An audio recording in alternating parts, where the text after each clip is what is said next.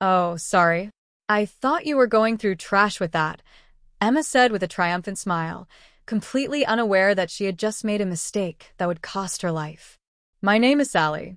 I'm 32 years old, and I work as a seamstress at a TV and film studio where I spend my days fixing costumes. The variety of outfits is endless. Extravagant period pieces, contemporary wear, and even elaborate fantasy ensembles. My job requires precision, altering designs to match different eras, resizing costumes for actors, and repairing any damage from filming. Sewing is more than just a profession to me. It's a passion. I inherited my love for needlework from my mother, who spent hours stitching intricate patterns while I watched in admiration. This job is my true calling, despite the irregular hours and sometimes unrealistic demands. I always thought I would work here forever, crafting pieces that would bring characters to life on screen. But I never imagined that my life would take such a dark turn. It was in this very studio that I met Joe, my husband. He worked closely with the actors, ensuring they had everything they needed on set. Despite being 3 years apart in age, we instantly clicked, seeing each other daily and growing closer over time. After 2 years of navigating our busy schedules, we finally got married. It should have been the happiest time of my life, but fate had other plans. My mother fell gravely ill and passed away just as Joe and I were about to start our new journey together. We postponed our wedding and decided to save up for a proper ceremony and honeymoon. With our unpredictable work schedules, renting a place of our own seemed wasteful. So, in an effort to cut costs, we moved in with Joe's mother, Emma. At the time, it seemed like the best option. Looking back, I now realize that was the beginning of my nightmare.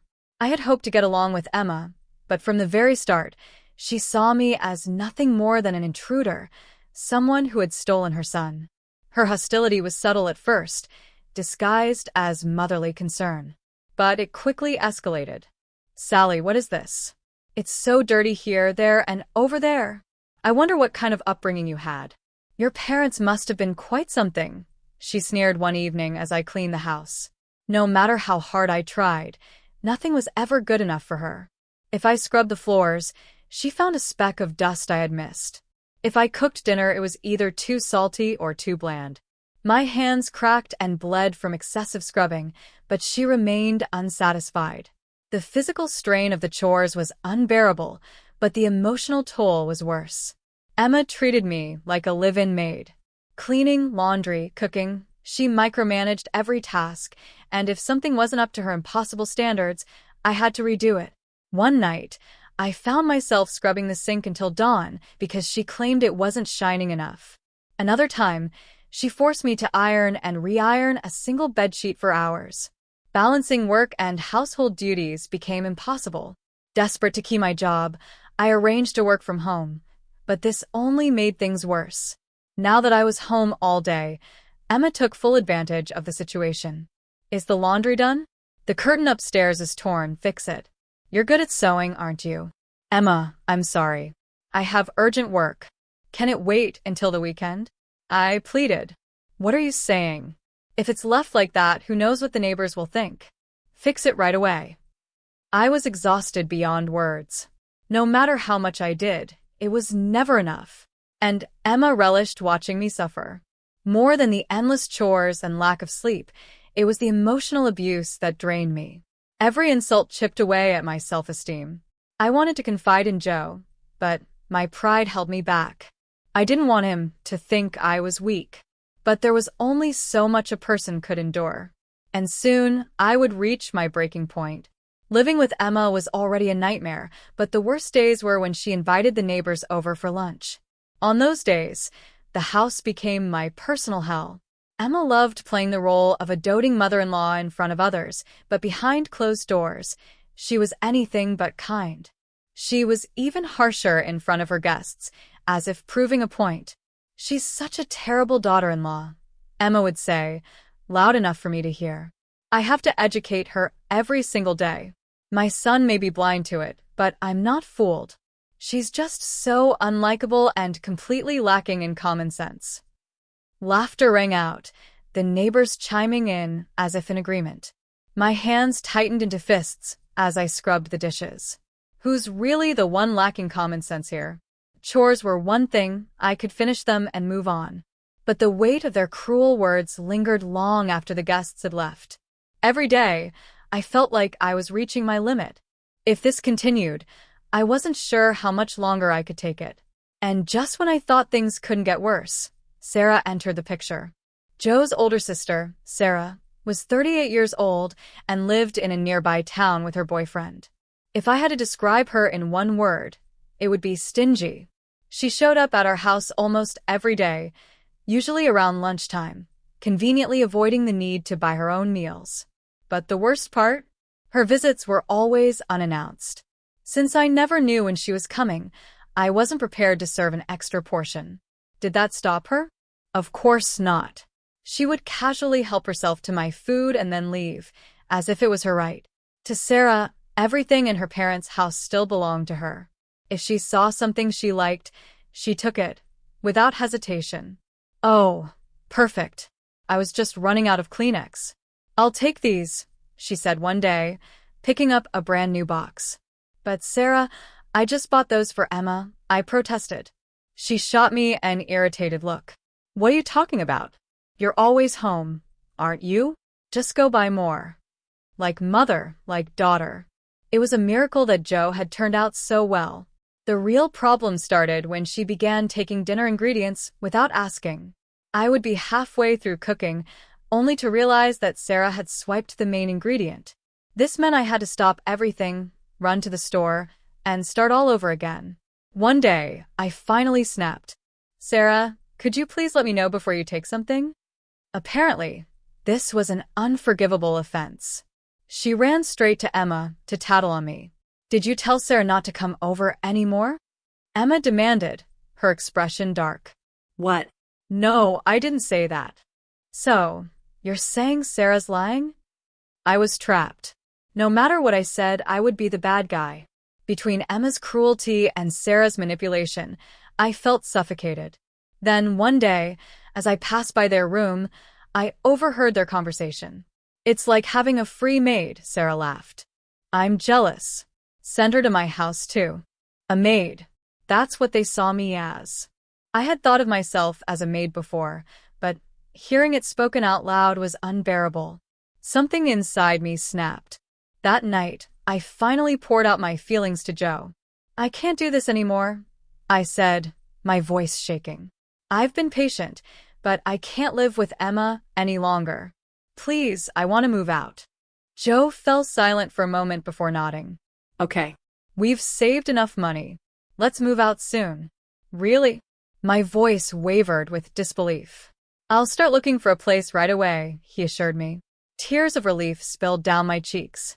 I was finally getting out. What I didn't realize was that Emma was standing right outside our door. And we had no idea that this conversation would trigger something much, much worse. From that day forward, the oppressive weight of my daily life began to lift. I was finally leaving, and I had something new to focus on. My dream dress. As a seamstress, I had always wanted to wear a wedding dress that I had made myself. Now I finally had a reason to create it. With renewed motivation, I ordered large rolls of fabric online and began sewing in secret. I worked on the dress late at night, careful to keep it hidden from Emma and Sarah. This project was mine, something for me, and I wasn't going to let them ruin it. But Sarah, of course, had a way of ruining everything. One day, she walked in unannounced as usual. Whoa.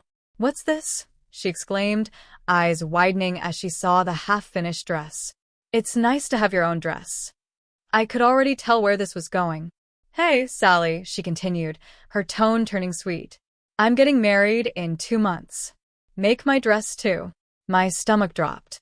What? Really? I asked, trying to hide my reluctance. Yeah. Renting a dress is such a waste of money. I want to keep costs low, so please.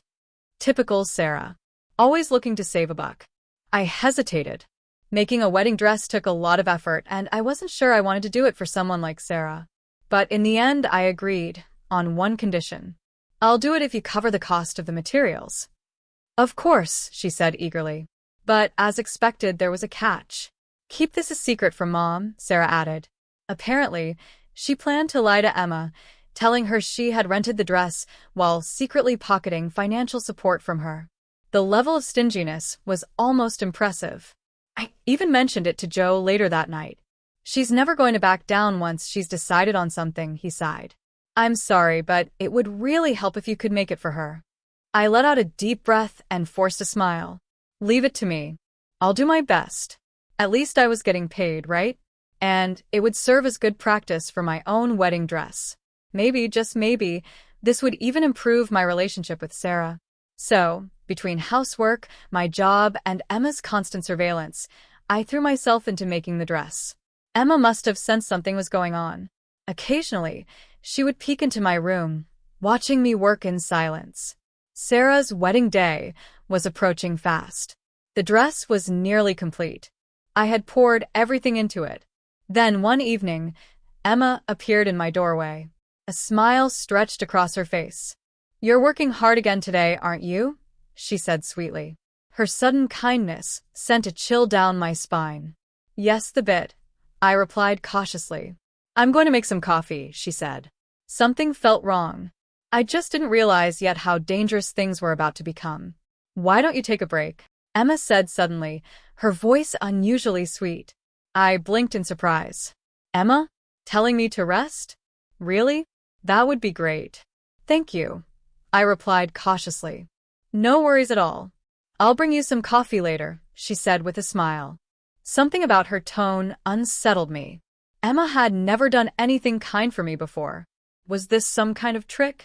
My mind raced through possibilities, but worrying wouldn't change anything. I took a deep breath and returned to my work, adding the final touches of lace. The dress was almost done. Despite it being Sarah's, I had poured my heart into it. Then suddenly I smelled coffee. A moment later, there was a knock on my door. Sally, may I come in? What is it? I asked hesitantly. When the door swung open, I gasped. Emma stood there holding a massive tray. Not just one cup, but an entire collection of cups and saucers, all filled to the brim with coffee. The tray was so heavy that her arms trembled. I instinctively stepped forward to stop her. Oops. Emma pretended to trip. The sound of shattering cups and splashing liquid filled the room. For a moment, everything felt like slow motion. I looked down, and my beautiful, pale yellow dress was ruined, stained with deep brown splashes, creating an ugly giraffe-like pattern across the fabric. Ah! I screamed involuntarily. Through my shock, I caught something, a brief smile on Emma's lips. She did this on purpose. Oh no! I'm so sorry, Emma gasped, covering her mouth. It wasn't on purpose. Did you get burned? Then, as if just noticing the dress for the first time, she smirked. Wait, is that a dress? I thought you were going through trash. I stood there, speechless, my hands trembling with anger. Emma feigned concern. Oh, dear, you can't have your wedding like this, can you? At that moment, my suspicions turned to certainty. Emma was trying to sabotage my wedding. She knew that once Joe and I got married, we would move out.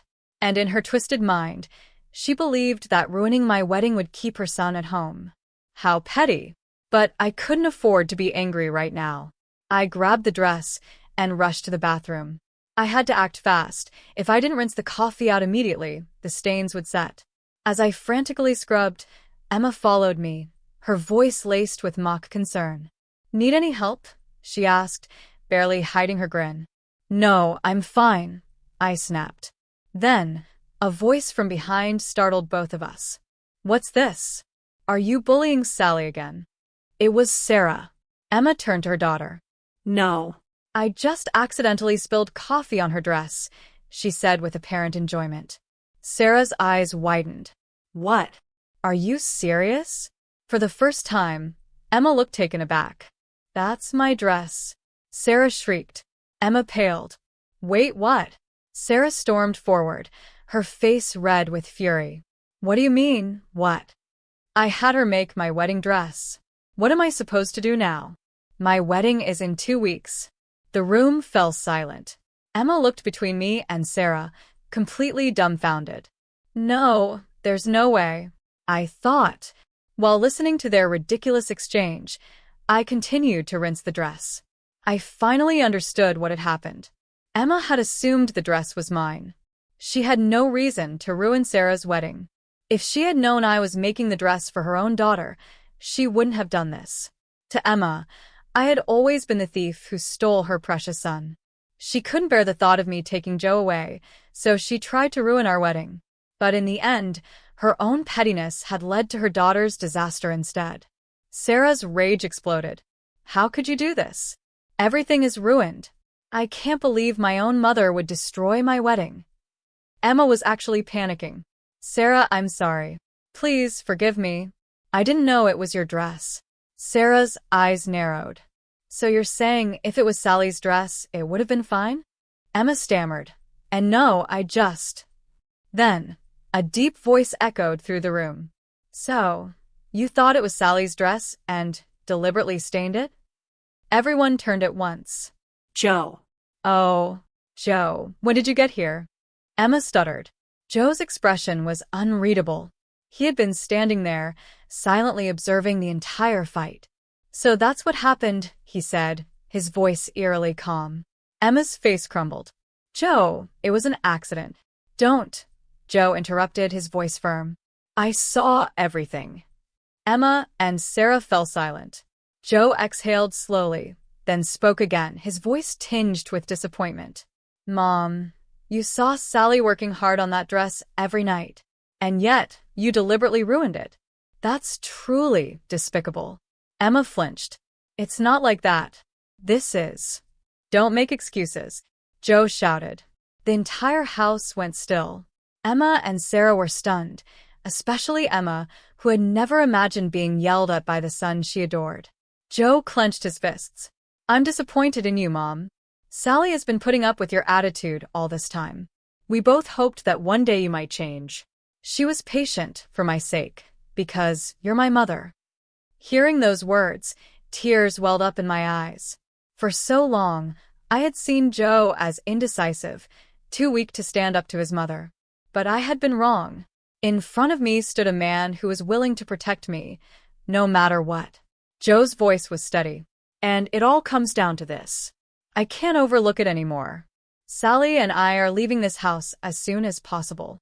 Emma gasped. Joe, no. I'll stay until the wedding for your sake, Joe said. But after that, I refuse to stay here any longer. Emma's face crumbled. But I wouldn't hurt her. She's not in danger. Joe's eyes darkened. Not yet. But who knows? Today it was just a dress. What if next time it's worse? Emma's mouth opened and closed. No words came out. For the first time, she was at a loss. Joe sighed. I'm done. Emma broke down into tears. Real tears. The woman who had always been quick to insult, to belittle, to manipulate, was now crumbling before us. Sarah, still fuming, turned to Emma and spat. I can't believe you. I'm canceling my wedding. Thanks to you, I'm losing everything. Emma's eyes widened in horror. No, Sarah. Wait. But it was too late. Sarah broke up with her fiancé, unable to recover from the embarrassment of canceling so close to the wedding date. And Emma? After Joe and I left, she occasionally contacted us, begging for money. One of the reasons Emma had been so desperate to keep us from leaving was money. While we all lived together, Joe and I contributed to the household expenses. But Emma had no income aside from her pension. She had been relying on our money. However, every time she called asking for financial help, Joe refused. Mom, why don't you get a job? He told her firmly. There are plenty of options out there. We need to be independent, you and us. Please leave us alone. Emma pleaded, begging not to be abandoned. But Joe stood his ground. His resolve wasn't fueled by anger. It was a sense of duty. He knew that as long as we kept enabling her, she would never learn to stand on her own. Eventually, Emma had no choice but to find work. Ironically, she became a janitor, her obsessive strictness about cleaning finally put to practical use. The thought was almost amusing. Sarah, after breaking up with her fiancé and moving out of their apartment, ended up back with Emma. But unlike her mother, she refused to work. Instead, she relied entirely on Emma's part-time income and pension. The next time I saw Sarah, she was unrecognizably overweight, having let herself go completely. Meanwhile, Joe and I moved into our own apartment. And for the first time in years, we were happy. There was no one making snide remarks. No passive-aggressive sarcasm. No walking on eggshells. Just peace. Compared to the dysfunction of that house, our life now felt blissful. Now that we were free, Joe and I finally set a date for our wedding. We decided on a small, intimate ceremony with just our friends and colleagues. Emma and Sarah weren't invited. We didn't want any disturbances, not from Emma's emotional manipulation, not from Sarah's bitterness. Both of them were in a dark place now, but that was their own doing. I had no regrets. I was finally living the life I deserved. And as for my wedding dress, I had already started making a new one. It was going to be far more beautiful than the one that ended up looking like a giraffe print. This time, no one was going to ruin it. Please feel free to comment below if you like this. Remember to like and subscribe for more.